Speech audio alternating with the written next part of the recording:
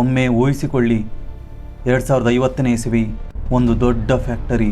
ಅಲ್ಲಿ ಸಾಲು ಸಾಲಾಗಿ ಸಾವಿರಾರು ಗಾಜಿನ ಪೆಟ್ಟಿಗೆಗಳು. ಪ್ರತಿ ಪೆಟ್ಟಿಗೆಯ ಒಳಗೆ ಜೀವ ಇರೋ, ಉಸಿರಾಡ್ತಿರೋ ಪುಟ್ಟ ಪುಟ್ಟ ಮಕ್ಕಳಿದ್ದಾರೆ. ತಾಯಿಯ ಹೊಟ್ಟೆ ಇಲ್ಲದೆ ಬರೀ ಮೆಷಿನ್ಗಳಲ್ಲೇ ಮಕ್ಕಳು ಬೆಳೀತಿದ್ದಾರೆ. ಅಲ್ಲಿ ತಾಯಿಯ ಪ್ರೀತಿ ಇಲ್ಲ, ಹೆರಿಗೆಯ ನೋವಿಲ್ಲ, ಆಸ್ಪತ್ರೆಯ ಗೊಂದಲವಿಲ್ಲ, ಕೇವಲ ವೈರ್ ಮತ್ತು ಕಂಪ್ಯೂಟರ್ಗಳು. ಇದು ಯಾವುದೋ ಹಾಲಿವುಡ್ ಸಿನಿಮಾದ ಕಥೆಯಲ್ಲ, ಇದು ಎಕ್ಟೋ ಲೈಫ್, ಅಂದರೆ ಆರ್ಟಿಫಿಷಿಯಲ್ ಓಮ್ ಅಥವಾ ಕೃತಕ ಗರ್ಭ. ವಿಜ್ಞಾನಿಗಳು ಇದನ್ನು ಮನುಷ್ಯರ ಫ್ಯಾಕ್ಟ್ರಿ ಅಂತ ಕರೀತಾರೆ. ಇನ್ಮುಂದೆ ಮಗು ಪಡೆಯೋದು ಆನ್ಲೈನ್ನಲ್ಲಿ ಐಟಮ್ ಆರ್ಡರ್ ಮಾಡಿದಷ್ಟೇ ಸುಲಭ ಆಗುತ್ತಾ? ಬನ್ನಿ, ಮನುಕುಲವನ್ನೇ ಬದಲಿಸೋ ಈ ಭಯಾನಕ ತಂತ್ರಜ್ಞಾನದ ಬಗ್ಗೆ ತಿಳಿಯೋಣ. ನಮಸ್ಕಾರ ಸ್ನೇಹಿತರೆ, ವಿಜ್ಞಾನ ಕನ್ನಡಕ್ಕೆ ಸ್ವಾಗತ.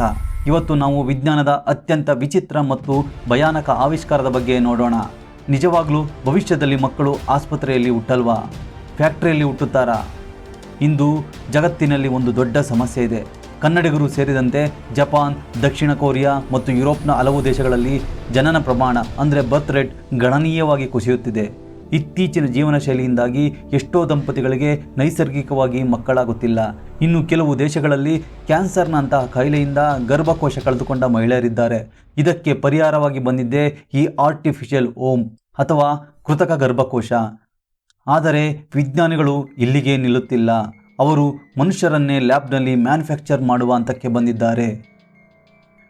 ಕೆಲವು ವರ್ಷದ ಹಿಂದೆ ಎಕ್ಟೋ ಲೈಫ್ ಅನ್ನೋ ಒಂದು ವಿಡಿಯೋ ಇಂಟರ್ನೆಟ್ಟಲ್ಲಿ ಭಾರಿ ವೈರಲ್ ಆಗಿತ್ತು.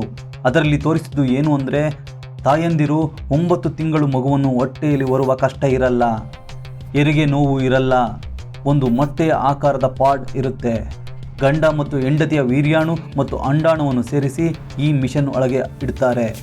ಅಲ್ಲಿಗೆ ಮಗುವಿಗೆ ಬೇಕಾದ ಆಕ್ಸಿಜನ್, ಊಟ ಎಲ್ಲವೂ ಪೈಪ್ ಮೂಲಕ ಸಪ್ಲೈ ಆಗುತ್ತೆ.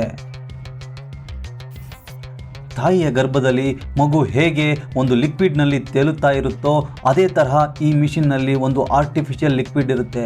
ಮಗುವಿನ ಹಾರ್ಟ್ ಬೀಟ್, BP ಎಲ್ಲವನ್ನು ನಿಮ್ಮ ಮೊಬೈಲ್ ಆ್ಯಪ್ನಲ್ಲೇ ನೋಡಬಹುದು. ಅಷ್ಟೇ ಅಲ್ಲ, ನೀವು ಮನೆಯಲ್ಲೇ ಕೂತು ಮೈಕ್ನಲ್ಲಿ ಮಾತನಾಡಿದರೆ ಆ ಮಿಷಿನ್ ಒಳಗಿರೋ ಮಗುವಿಗೆ ನಿಮ್ಮ ಧ್ವನಿ ಕೇಳಿಸುತ್ತೆ. 9 ತಿಂಗಳು ಆದಮೇಲೆ ಜಸ್ಟ್ ಒಂದು ಬಟನ್ ಒತ್ತಿದರೆ ಸಾಕು, ಆ ಮೆಷಿನ್ ಓಪನ್ ಆಗುತ್ತೆ, ಮಗು ನಿಮ್ಮ ಕೈಗೆ ಬರುತ್ತೆ. ಇದೆಲ್ಲ ಪ್ರಕೃತಿಯ ವಿರೋಧ ಅಲ್ವಾ ಅಂತ ನಿಮಗೆ ಅನ್ನಿಸಬಹುದು. ಆದರೆ ವಿಜ್ಞಾನಿಗಳು ಇದನ್ನು ಯಾಕೆ ಕಂಡುಹಿಡಿದಿದ್ದಾರೆ ಗೊತ್ತಾ? ಪ್ರಪಂಚದಲ್ಲಿ ಎಷ್ಟೋ ಮಕ್ಕಳು 9 ತಿಂಗಳು ತುಂಬುವ ಮುಂಚೆಯೇ ಹುಟ್ಟುತ್ತಾರೆ. ಅಂತಹ ಮಕ್ಕಳು ಬದುಕುಳಿಯೋದು ತುಂಬ ಕಷ್ಟ. ಅಂತಹ ಮಕ್ಕಳನ್ನು ಉಳಿಸೋಕೆ ಈ ಮಿಷಿನ್ಗಳು ಸಂಜೀವಿನಿಯಾಗಬಹುದು. ಇದು ಕೇವಲ ಬರೀ ಐಡಿಯಾ ಅಲ್ಲ. 2017ರಲ್ಲೇ ವಿಜ್ಞಾನಿಗಳು ಬಯೋಬ್ಯಾಗ್ ಅನ್ನೋ ಒಂದು ಪ್ರಯೋಗ ಮಾಡಿದರು. ಒಂದು ಕುರಿಯ ಮರಿಯನ್ನು ಪ್ಲಾಸ್ಟಿಕ್ ಬ್ಯಾಗ್ನಂತಹ ಕೃತಕ ಗರ್ಭದಲ್ಲಿ ಯಶಸ್ವಿಯಾಗಿ ಬೆಳೆಸಿದರು. ಆ ಕುರಿಮರಿ ಆರೋಗ್ಯವಾಗಿ ಬೆಳೆದು ಧ್ವನಿ ಕೂಡ ಮಾಡಿತ್ತು. ಅಷ್ಟೇ ಅಲ್ಲ, 2022ರಲ್ಲಿ ಚೀನಾದ ವಿಜ್ಞಾನಿಗಳು ಇಲಿಗಳನ್ನು ಕೃತಕ ಗರ್ಭದಲ್ಲಿ ಬೆಳೆಸುವ ಒಂದು ರೋಬೋಟ್ ನರ್ಸನ್ನು ಕೂಡ ಕಂಡುಹಿಡಿದಿದ್ದಾರೆ. ಚೀನಾ ಈಗಾಗಲೇ ತನ್ನ ದೇಶದ ಜನಸಂಖ್ಯೆ ಹೆಚ್ಚಿಸಲು ಇಂತಹ ಫ್ಯಾಕ್ಟರಿಗಳ ಮೇಲೆ ಸಾವಿರಾರು ಕೋಟಿ ಹಣ ಹೂಡಿಕೆ ಮಾಡುತ್ತಿದೆ. ಈಗ ಇದನ್ನು ಮನುಷ್ಯರ ಮೇಲೆ ಯಾವಾಗ ಟ್ರೈ ಮಾಡ್ತಾರೆ ಅನ್ನೋದೇ ಒಂದು ಪ್ರಶ್ನೆ. ಈಗ ಅತ್ಯಂತ ಭಯಾನಕ ವಿಷಯಕ್ಕೆ ಬರೋಣ. ಈ ಫ್ಯಾಕ್ಟರಿಯ ಮಾಲೀಕರು ಎಲೈಟ್ ಪ್ಯಾಕೇಜ್ ಅನ್ನೋ ಒಂದು ಆಫರ್ ಕೊಡ್ತಾರೆ. ಅಂದರೆ ನಿಮ್ಮ ಮಗು ಹೇಗಿರಬೇಕು ಅಂತ ನೀವು ಮೊದಲೇ ಡಿಸೈನ್ ಮಾಡಬಹುದು. ನಿಮ್ಮ ಮಗುವಿನ ಕಣ್ಣಿನ ಬಣ್ಣ, ಚರ್ಮದ ಬಣ್ಣ, ಎತ್ತರ, ಅಷ್ಟೇ ಯಾಕೆ ಮಗುವಿನ ಬುದ್ಧಿವಂತಿಕೆಯ ಕೂಡ ಹೆಚ್ಚಿಸಬಹುದು. ಕೆಟ್ಟ ಜೀನ್ಗಳನ್ನು ತೆಗೆದುಹಾಕಿ ಕೇವಲ ಸೂಪರ್ ಹ್ಯೂಮನ್ ಜೀನ್ಗಳನ್ನು ಮಾತ್ರ ಸೇರಿಸಬಹುದು. ಇದು ಕೇಳಲು ಮ್ಯಾಜಿಕ್ ತರಹ ಕಂಡರೂ ಇದರಿಂದ ಸಮಾಜದಲ್ಲಿ ದೊಡ್ಡ ಕಂದಕವೇ ಸೃಷ್ಟಿಯಾಗಬಹುದು. ಮೊದಲೇ ನಮ್ಮ ಪ್ರಪಂಚದಲ್ಲಿ ಬಡವ ಶ್ರೀಮಂತ ಅಂತ ಒಂದು ದೊಡ್ಡ ಬಿರುಕಿದೆ. ಇದರಿಂದ ದುಡ್ಡಿರೋರ ಮಕ್ಕಳು ಮಾತ್ರ ಸೂಪರ್ ಬುದ್ಧಿವಂತರೂ ಆಗಬಹುದು. ಆದರೆ ಬಡವರ ಮಕ್ಕಳು ನಾರ್ಮಲ್ ಆಗಿ ಉಳಿದುಬಿಡ್ತಾರಾ? ಆದರೆ ಇದು ಇಷ್ಟಕ್ಕೆ ನಿಲ್ತಿಲ್ಲ.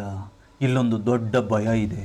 ಚೀನಾದಂತಹ ದೇಶಗಳೇ ಸೈನಿಕರನ್ನು ಫ್ಯಾಕ್ಟರಿಯಲ್ಲಿ ತಯಾರು ಮಾಡೋಕ್ಕೆ ಶುರು ಮಾಡಿದರೆ, ಈ ಸೈನಿಕರಿಗೆ ತಂದೆ ತಾಯಿ ಇಲ್ಲ, ಕುಟುಂಬದ ಮೇಲೆ ಪ್ರೀತಿ ಇಲ್ಲ, ಕೇವಲ ದೇಶಕ್ಕಾಗಿ ಪ್ರಾಣ ಕೊಡಲು ಫ್ಯಾಕ್ಟರಿಯಲ್ಲಿ ಪ್ರೋಗ್ರಾಮ್ ಮಾಡಲಾದ ಸಾವಿರಾರು ಸೈನಿಕರು. ಇವರು ಸುಸ್ತಾಗಲ್ಲ, ಇವರಿಗೆ ಭಯ ಅನ್ನೋದೇ ಇರಲ್ಲ. ಸರ್ಕಾರಗಳು ಮನುಷ್ಯರನ್ನು ಕೇವಲ ಆಯುಧಗಳನ್ನಾಗಿ ಮಾಡಿಕೊಳ್ಳಬಹುದು. ಆಗ ಯುದ್ಧಗಳು ಭೂಮಿಯ ಮೇಲಲ್ಲ, ಲ್ಯಾಬ್ಗಳಲ್ಲಿ ನಡೆಯುತ್ತವೆ. ಯಾವ ದೇಶ ಅತಿ ಹೆಚ್ಚು ಮಕ್ಕಳನ್ನು ಫ್ಯಾಕ್ಟರಿಯಲ್ಲಿ ಉತ್ಪಾದಿಸುತ್ತದೆಯೋ ಆ ದೇಶ ಇಡೀ ಪ್ರಪಂಚವನ್ನೇ ಆಳುತ್ತದೆ. ಊಹಿಸಿಕೊಳ್ಳೋದಕ್ಕೂ ಕಷ್ಟ ಆಗುತ್ತಿದೆ ಅಲ್ವಾ? ಎಲ್ಲಕ್ಕಿಂತ ಭಯಾನಕ ವಿಷಯ ಅಂದರೆ ಇದು ಮನುಕುಲದ ಅಂತ್ಯಕ್ಕೆ ದಾರಿಯಾಗಬಹುದು. ಒಂದು ವೇಳೆ ಈ ಮಷಿನ್ಗಳ ಕಂಟ್ರೋಲ್ ಮನುಷ್ಯರ ಕೈತಪ್ಪಿ ಈ AI ಅಂದರೆ ಆರ್ಟಿಫಿಷಿಯಲ್ ಇಂಟೆಲಿಜೆನ್ಸ್ ಕೈಗೆ ಹೋದರೆ AI ತನ್ನದೇ ಆದ ಒಂದು ಹೊಸ ಮನುಷ್ಯರ ತಳಿಗಳನ್ನು ಸೃಷ್ಟಿಸಿ ಹಳೆಯ ಮನುಷ್ಯರನ್ನು ಗುಲಾಮರನ್ನಾಗಿ ಮಾಡಿಕೊಳ್ಳಬಹುದು ಅಥವಾ ಪೂರ್ತಿಯಾಗಿ ಅಳಿಸಿ ಹಾಕಬಹುದು. ಅಮ್ಮನ ಗರ್ಭದಲ್ಲಿ ಬೆಳೆಯುವ ಜೀವಕ್ಕೆ ಸಿಗೋ ಮನುಷ್ಯತ್ವ ಈ ಮೆಷಿನ್ಗಳಲ್ಲಿ ಬೆಳೆಯುವ ಜೀವಿಗಳಿಗೆ ಇರುತ್ತಾ? ಅಥವಾ ನಾವು ಕೇವಲ ಮಾಂಸದ ರೋಬೋಟ್ಗಳನ್ನು ಸೃಷ್ಟಿಸುತ್ತಿದ್ದೇವಾ? ವಿಜ್ಞಾನ ನಮಗೆ ಬೇಕು, ಆದರೆ ಇದು ಪ್ರಕೃತಿಯನ್ನು ಮೀರಿ ಹೋಗಬೇಕಾ? ತಾಯಿ ಇಲ್ಲದೆ ಹುಟ್ಟುವ ಈ ಮಕ್ಕಳು ಮನುಷ್ಯರಾಗಿರುತ್ತಾರಾ ಅಥವಾ ರೋಬೋಟ್ಗಳ? ನಿಮಗೇನನ್ಸುತ್ತೆ? ಭವಿಷ್ಯದಲ್ಲಿ ಮಕ್ಕಳು ಮೆಷಿನ್ನಲ್ಲಿ ಹುಟ್ಟೋದು ಸರಿನಾ ತಪ್ಪಾ? ನಿಮ್ಮ ಅಭಿಪ್ರಾಯವನ್ನು ದಯವಿಟ್ಟು ಕಮೆಂಟ್ ಮಾಡಿ. ವಿಜ್ಞಾನದ ಇಂತಹ ಆಳವಾದ ವಿಷಯಗಳಿಗೆ ವಿಜ್ಞಾನ ಕನ್ನಡ ಚಾನಲ್ಗೆ ಈಗಲೇ ಸಬ್ಸ್ಕ್ರೈಬ್ ಮಾಡಿ, ಲೈಕ್ ಮಾಡೋದನ್ನು ಮರಿಬೇಡಿ.